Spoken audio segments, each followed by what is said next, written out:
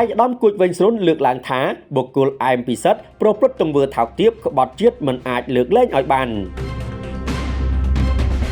ឯកឧត្តមគួចវិញស្រុនរដ្ឋលេខាធិការនៃទីស្តីការគណៈរដ្ឋមន្ត្រីបានបញ្ចេញមតិជុំវិញទង្វើបំពុលសង្គមរបស់បុគ្គលឯមពិសិដ្ឋដែលទៅខុបខិតជាមួយបរទេសមកបំផ្លាញខ្មែរថាជាទង្វើថោកទាបក្បត់ជាតិដែលមិនអាចលើកលែងឲ្យបានសារជាតិរបស់ជនម្នាក់នេះនិងអ្នកចែករំលែកក្នុងចេតនាបំភ្លៃការពិតគឺបម្រើផលប្រយោជន៍ដ៏ខ្មៅកខ្វក់របស់ក្រុមខ្លួនតែងតែយកប្រទេសខ្លួនជាសត្រូវដ៏មហិមាហើយមិនអាចអត់ឱនឲ្យបានឯកឧត្តមគួចវិញស្រុនលើកឡើងពីការគាំទ្ររបស់រាជរដ្ឋាភិបាលក្នុងការអនុវត្តច្បាប់យ៉ាងដាច់ខាតលើបុគ្គលនេះនិងក្រុមព្រោះពួកគេគ្មានចេតនាល្អសម្រាប់ជាតិក្រៅពីក្បត់ជាតិដោយគ្រប់មធ្យោបាយ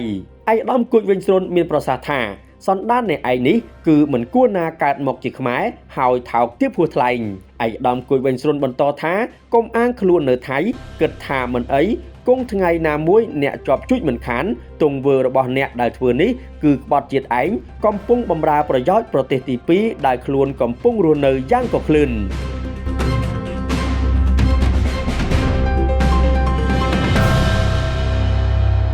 សារព័ត៌មានការពិតញូព័ត៌មានពិតក្នុងដៃអ្នក